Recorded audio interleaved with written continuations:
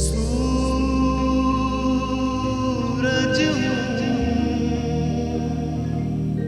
जिंदगी की रमक छोड़ जाऊंगा, मैं डूब भी गया, मैं डूब भी गया तो शफक छोड़ जाऊंगा।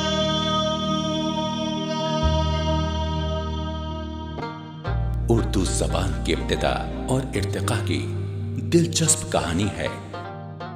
हिंदुस्तान की सरजमीं जहां बैरूनी हमलावरों की मौजूदगी से बेचैन हो रही थी, वहीं एक नई ज़बान के अंकुर फूट रहे थे।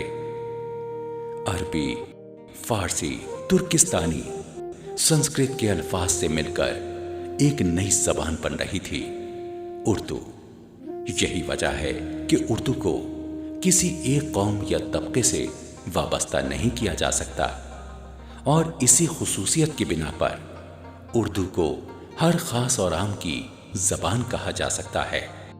भारत के हिंदुओं, कायस्तों, सिखों और जैनियों ने भी उर्दू को परवान चढ़ाने में बढ़ चढ़ कर हिस्सा लिया। उर्दू को अपने खूने दिल से सींचने वालों में जिस गैर मुस्लिम शायर का नाम सरे फहरिस्त है, वो है चंद्रभान ब्राह्मण। उर्दू, फारसी, अरबी और संस्कृत के जबरदस्त आलिम और उर्दू के साहिब दीवान शायर। कहाँ मिलेगी ऐसी ज़बान जिसने मजहब, कौम और फिरके के फर्क को मिटाकर उर्दू की शक्ल में एक ऐसा पैराहन दिया जिसे सही मानों में सेकुलर कहा जा सकता है। उर्दू है जिसका नाम हम ही जानते हैं दाग, सारे जहां में धूम हमारी ज़बान की है।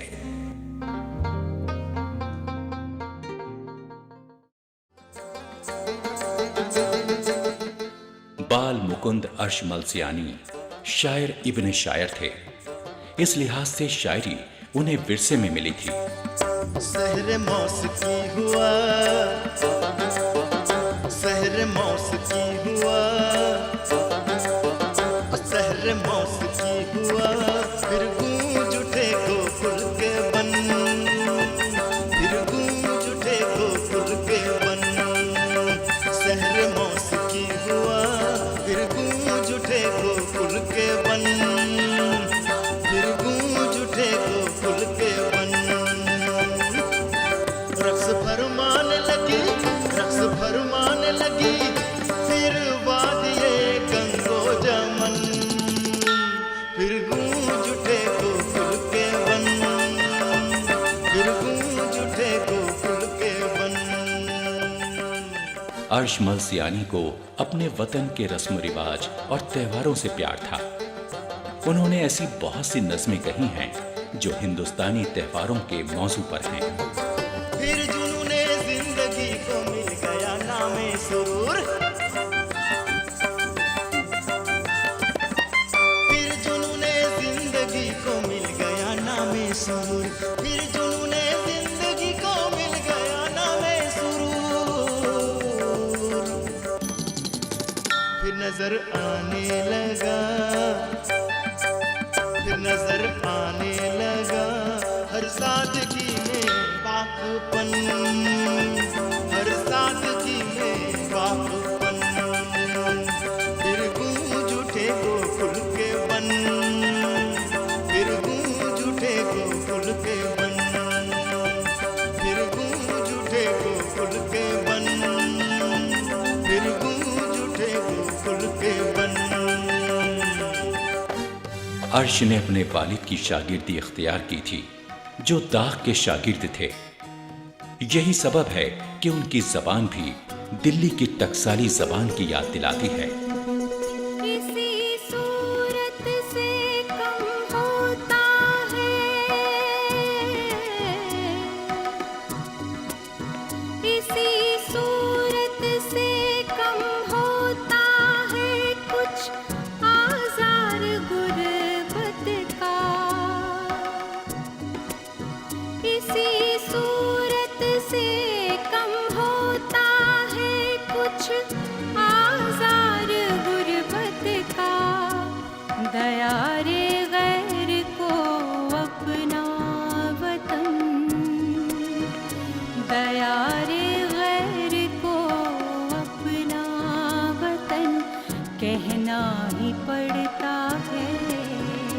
یہاں ہر راہبر کو راہزن کہنا ہی پڑتا ہے، یہ دنیا ہے اسے دارالفتن کہنا ہی پڑتا ہے۔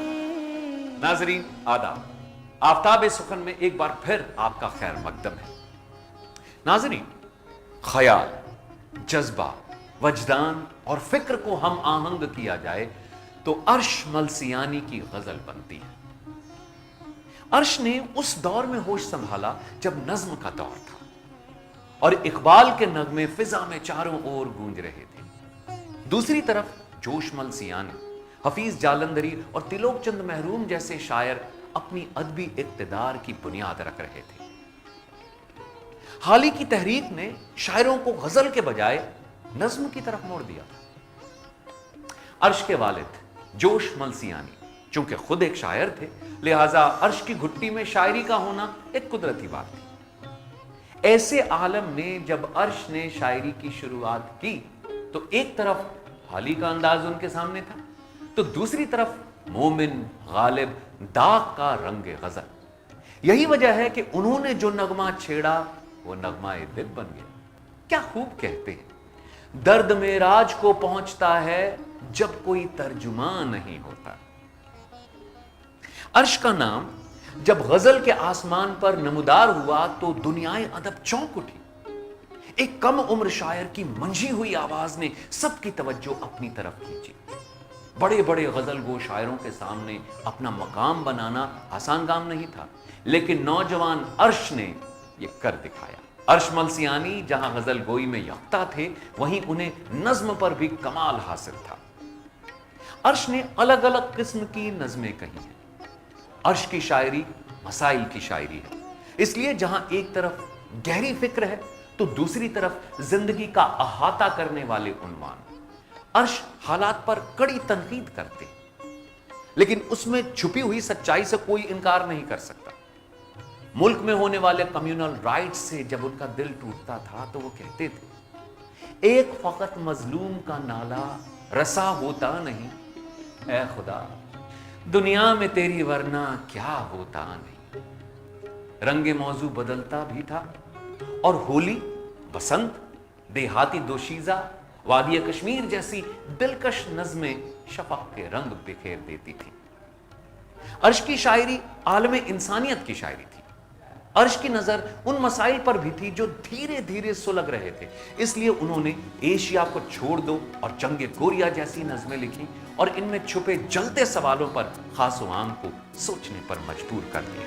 یہ دنیا ہے اسے دارالفتن،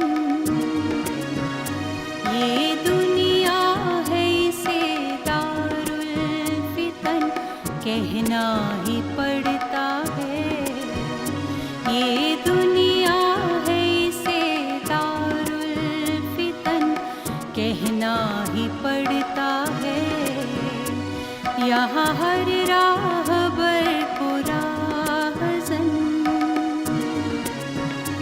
یہاں ہر راہبر کو راہزن کہنا ہی پڑتا ہے، یہ دنیا ہے اسے دارالفتن۔ ناظرین، احمد امتیاز کی طرف سے آداب۔ ابھی آپ بال مکند عرش ملسیانی کی غزل سن رہے تھے۔ عرش ملسیانی ہمارے گزشتہ عہد کے بڑے شاعر تھے، ان کی شخصیت اور شاعری پر ہم گفتگو کر رہے ہیں۔ ہمارے ساتھ اس گفتگو میں شامل ہیں غوث سیوانی صاحب۔ غوث سیوانی صاحب، آپ کا اس محفل میں استقبال ہے۔ غوث صاحب، جیسا کہ جانتے ہیں ہم سب کہ عرش ملسیانی صاحب بڑے پائے کے شاعر رہے ہیں ہمارے، ان کی شخصیت اور سوانح کے بارے میں اگر ہمارے ناظرین کو آپ کچھ بتائیں۔ دیکھیے، عرش ملسیانی اردو نظم و نثر کا ایک بہت ہی جانا مانا اور معتبر نام ہے۔ عرش ملسیانی کے والد جوش ملسیانی خود بھی ایک بڑے شاعر تھے۔ ان کا مکمل نام بال مکند ہے اور عرش मलसियानी के नाम से ये जाने जाते हैं। 1908 में पंजाब के जालंधर ज़िला में इनकी विलादत हुई। अर्श मलसियानी दिल्ली आए और दिल्ली में आकर के एक सरकारी पर्चे में वो मुलाजिम हो गए। आज कल के नाम से ये सरकारी माहनामा था जो उस ज़माने में निकलता था और आज तक ये जारी है। तो इसमें सब एडिटर के तौर पे वो मुलाजिम हुए और उसके बाद से पूरी ज़िंदगी उन्होंने इसी पर्चे में गुजार दी। तो बुनियादी तौर पे वो एक राइटर थे और राइटर के तौर पे उन्होंने अपनी तकरीबन पूरी ज़िंदगी गुजारी। इसमें उन्होंने नस्र भी लिखी, नज़म भी लिखी और नज़म की मुख्तलिफ़ असनाफ़ पर भी वो तबाह आज़माई करते रहे। लेकिन जो ख़ास बात थी वो ये थी कि उनके ऊपर अपने वालिद के असरात थे। जोश मलसियानी पंजाब के एक गांव से ताल्लुक़ रखते थे और उसी गांव में इनकी भी विलादत हुई, अर्श मलसियानी की भी। और वो गांव ऐसा गांव था जहाँ पे इल्मी माहौल का फ़ुक़दान था, इल्मी लोग बिल्कुल नहीं थे, इल्मी माहौल नहीं था, शेर व सुखन का रिवाज नहीं था। वैसे में जोश मलसियानी बहुत अच्छे शायर बने और उनकी निगरानी में उनके बेटे अर्श मलसियानी ने भी जब शेर व सुखन के रास्ते पर कदम बढ़ाया तो अपने वालिद के असरात को लिए हुए वो भी आगे बढ़े। ये वो ज़माना है जब तरक्की पसंद तहरीक अपने उरूज पे थी। क्या इनकी शायरी पर तरक्की पसंद के तहरीक के भी असरात हैं? देखिए, तरक्की पसंद तहरीक को इन्होंने शुरू होते हुए देखा और उसी माहौल में इनकी अपनी शायरी भी परवान चढ़ी। लेकिन ख़ास बात इनकी शायरी में ये हुई कि इन्होंने न तो तरक्की पसंदों की अंधी तकलीद की, बिना सोचे समझे उस रास्ते पे इन्होंने कदम नहीं बढ़ाया और न ही इन्होंने उसकी मुखालफत की। मतलब इन्होंने उस ज़माने में दो तरह के लोग पाए जाते थे जो उर्दू शेर व सुखन से ताल्लुक़ रखते थे। या तो वो पूरी तरह से मुक़ल्लिद होते थे, तरक्की पसंदी के रास्ते पर चल पड़ते थे, या फिर ऐसा होता था कि वो बिल्कुल तरक्की पसंदी के रास्ते को छोड़ करके और उसकी मुखालफत वो किया करते थे। इनके यहाँ बिल्कुल उससे अलग मामला रहा। इन्होंने एक नज़्म लिखी, नारे मज़दूर। नारे मज़दूर को पढ़ करके ऐसा महसूस होता है कि ये तरक्की पसंद हैं, लेकिन उसी के साथ साथ ये भी एहसास होता है कि बिना सोचे समझे ये तरक्की पसंदी के रास्ते पे नहीं चलते हैं। उन्होंने कहा है नारे मज़दूर में, मेरी मशक्क़त पैहम रहीन यास नहीं, मेरी मशक्क़त पैहम रहीन यास नहीं, इरादा जोशे बगावत का बेएहसास नहीं, सियासत अहले ज़माना की मुझको रास नहीं, मेरा सियासत अहले जहाँ को पास नहीं। तो इसमें ख़ास बात ये रही कि तरक्की पसंद जो थे वो मज़दूरों के हक़ की बात करते थे, किसानों के हक़ की बात करते थे, जो मेहनत कश हैं उनके हक़ की बात करते थे। लेकिन उसी के साथ साथ एक और भी बात उनके यहाँ होती थी कि वो अमीरों की मुखालफत करते थे, वो कारखानादारों की मुखालफत करते थे, वो सरमायादारों की मुखालफत करते थे। तो इसमें सियासत भी आ गई थी और सियासी असरात भी आ गए थे। यही वजह है कि उन्होंने मज़दूरों के हक़ की बात की, लेकिन साथ ही साथ उन्होंने उनकी जानिब भी उंगली उठाई जो मज़दूरों को साथ लेकर के और उनसे अपना मफाद निकाल रहे थे, सरमायादारों के उनसे मुखालफत करवाते थे और फिर वो ख़ुद अपना फ़ायदा उनसे उठा लेते थे। तो ऐसे सियासतदानों की भी उन्होंने मुखालफत की। तो मेरे ख़्याल से उन्होंने ये ज़रूर किया है कि पूरी तरह से वो तरक्की पसंद नहीं हुए, लेकिन बहरहाल तरक्की पसंदों की जो खूबियाँ थीं उन्हें उन्होंने अपनाया है। गौस साहब, उनकी शायरी की जो खुसूसियात हैं वो क्या क्या हैं जिनकी वजह से हम उन्हें मुमताज़ शायर करार दें? इस पे भी अगर आप हमारे नाज़रीन को कुछ बताएं।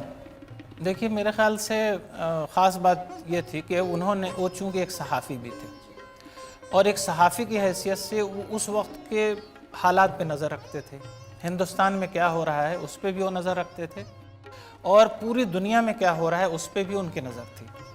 تو ایک طرف جہاں انہوں نے اپنی نظموں میں اور اپنی غزلوں میں عشق و محبت کو موضوع بنایا، جو اردو شاعری کا سب سے محبوب موضوع ہے اور ابتدا سے چلا آ رہا ہے اردو شاعری میں، تو انہوں نے عشق و محبت کو ایک طرف موضوع بنایا، لیکن وہیں دوسری طرف جو عالمی حالات تھے ان کو بھی انہوں نے اپنی شاعری کا موضوع بنایا۔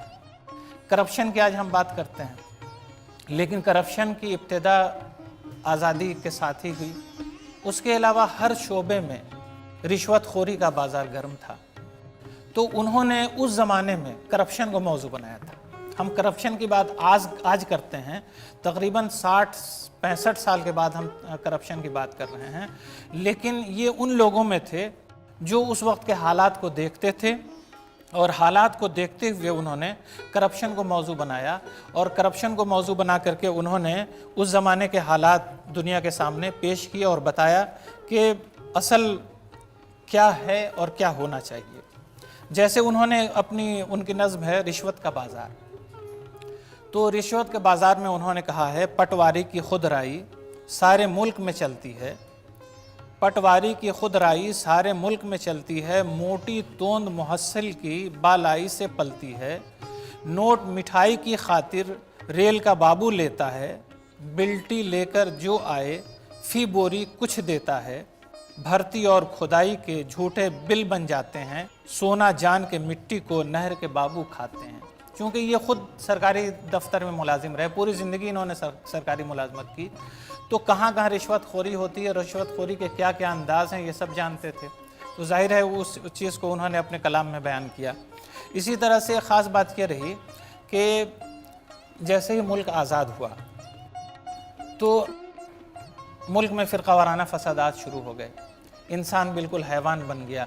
لوگوں نے بہت بڑے بڑے خواب دیکھے تھے، بڑے بڑے سپنے دیکھے تھے، لیکن وہ تمام خواب چکنا چور ہونے لگے، انسان کا خون بہانے لگا۔ تو ان حالات نے متاثر کیا، اور صرف عرش نہیں بلکہ اس دور کے جتنے شاعر ہیں تقریباً سبوں نے اس کا اثر لیا، اور سبوں نے اس کے خلاف آواز بلند کی اپنے کلام کے اندر۔ تو انہوں نے 1947 کے حالات دیکھے، اس میں انہوں نے ایک ربائی کہی تھی، اب دیکھیے، ہر دل پہ ہے ایک ہول سراسر تسلیم، ہر دل پہ ہے ایک ہول سراسر تسلیم، اب قول نہیں ہے قول سراسر تسلیم، شیطان پہ لاحول سراسر باطل، شیطان پر لاحول سراسر باطل، انسان پہ لاحول سراسر تسلیم۔ تو شیطان سے بڑا کام انسان کر رہا تھا، شیطانی کام، تو انہوں نے اس کے خلاف آواز بلند کی، یعنی اس وقت کی فرقہ پرستی کے خلاف انہوں نے آواز بلند کی ہے۔ اسی طرح سے ایک خاص بات مجھے جو ان کی شاعری میں نظر آتی ہے، ان کے کلام میں نظر آتی ہے، وہ یہ ہے کہ انہوں نے آزادی کے پہلے کا دور دیکھا تھا، اور یہ وہ لوگ تھے جنہوں نے ملک میں آزادی کی تحریک دیکھی تھی، اور یہ سبھی لوگ آزادی کی تحریک میں کسی نہ کسی طرح سے شامل رہے، قلم سے، زبان سے، کسی نہ کسی طرح سے انہوں نے اس تحریک کا ساتھ دیا، اور یہ اس زمانے میں جوان بھی تھے۔ تو یہ وہ لوگ تھے جنہوں نے ملک کے مستقبل کے تعلق سے بہت سے خواب دیکھے تھے۔ انہیں یہ لگ رہا تھا کہ انگریزوں کا دور جو مظالم کا دور ہے، ستمگری کا دور ہے، اور یہ ہندوستانیوں کے اوپر ظلم و ستم ڈھاتے ہیں، تو جیسے ہی ہمارا ملک آزاد ہوگا، ملک کے تمام مسائل حل ہو جائیں گے، اور بھوک مری ختم ہو جائے گی، اور دودھ کی ندیاں ملک کے اندر بہنے لگیں گی، یہ ان کا تصور ہوا کرتا تھا۔ لیکن جیسے ہی ملک آزاد ہوا تو بالکل اس کا برعکس دیکھنے کو ملا، ہر طرف کرپشن بڑھ گیا، ہر طرف رشوت خوری کا بازار گرم ہو گیا، ملک تقسیم ہو گیا۔ بالکل، یہ ملک تقسیم ہوا تو ایک بہت عجیب و غریب صورتحال سے ملک دوچار ہوا۔ پھر بھی یہ لوگ پر امید رہے کہ ملک میں کچھ نہ کچھ بدلاؤ آئے گا، لیکن اس کے بعد ایسا ہوا، حالات ایسے بدلے کہ ان کی امیدیں ٹوٹنے لگیں۔ تو یہ وہ شعراء تھے، عرش ملسانی اور اس دور کے دوسرے شعراء، کہ انہوں نے ان حالات کو اپنی نگاہوں کے سامنے رکھا، اور جو امیدیں ٹوٹیں ان کی بنیاد پر بھی ان کی شاعری میں بہت سے اثرات آئے، اور ان چیزوں کی بنیاد پہ بھی انہوں نے شاعری کی۔ جس میں کٹ جاتے ہیں وہ صحرا، جس میں کٹ جاتے ہیں دن یاد بہارا سے،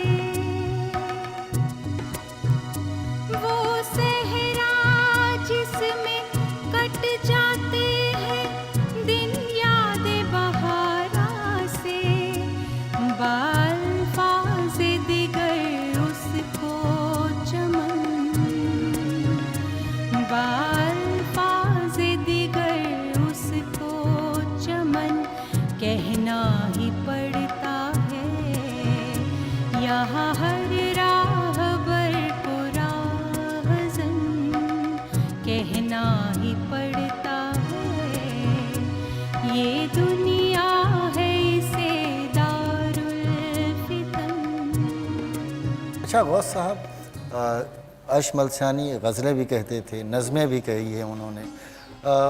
आपकी क्या राय है गज़ल के एतबार से और नज़म के एतबार से उन्हें हम किस में ज़्यादा अहमियत दें? देखिए, मुझे लगता है कि ये ऐसा सवाल है जिसमें हर कोई कंफ्यूज्ड हो जाएगा, क्योंकि उन्होंने बहुत बड़ी तादाद में गज़लें कही हैं और उतनी ही बड़ी तादाद में नज़में भी कही हैं। और जिस खूबी के साथ उन्होंने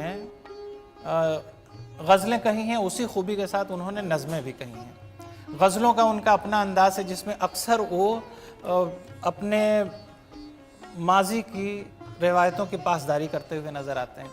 इसी तरह से उन्होंने नज़में कहीं, और वो नज़में भी बहुत खूबी की नज़में हैं और बहुत ज़बरदस्त नज़में हैं।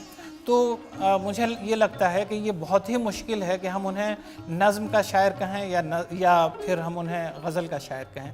वो दोनों मैदान में एक ज़बरदस्त शायर नज़र आते हैं। गौस साहब, अशमलसानी ने रुबाइयाँ भी बहुत अच्छी कही हैं, उसके बारे में भी हमारे नाज़रीन को कुछ बताएं।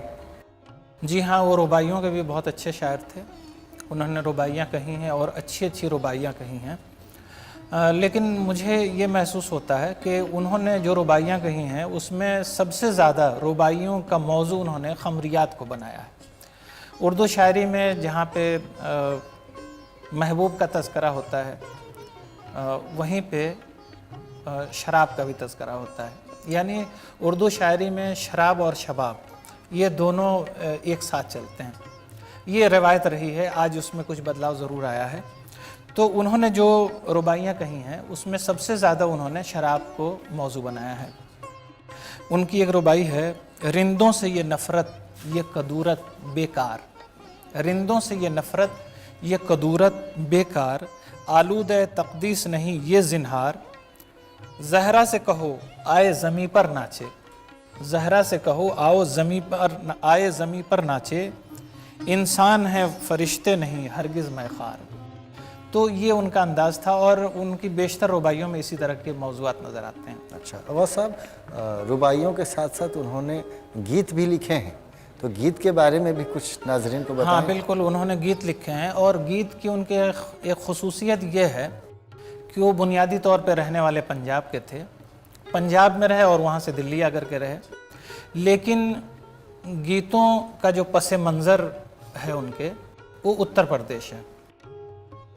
आम तौर पे गीतों में उत्तर प्रदेश की ज़बान इस्तेमाल होती रही है, जिसमें कुछ उर्दू के साथ साथ या हिंदुस्तानी के साथ साथ कुछ टच होता है भोजपुरी का या अवधी का या मकामी ज़बानों का। तो उन्होंने जो गीत कहे हैं तो उत्तर प्रदेश की ज़बान का टच उसमें मौजूद है। उन्होंने कहा है, एक गीत का एक हिस्सा है, पगडंडी की भूल भुलैया भयानक काली रात, पगडंडी की भूल भुलैया भयानक काली रात, बादल गरजे बिजली कड़के और भरी बरसात, ऐसे में अपने साजन को ढूंढत ढूंढत हारी, मन की बात सुनाऊं किसको कौन सुनेगा मन की बात। गौस साहब, इस प्रोग्राम में आपने अपना कीमती वक्त दिया, इसके लिए आपका बहुत बहुत शुक्रिया। रंग में डूबी हुई है गोपियां सरता कदम,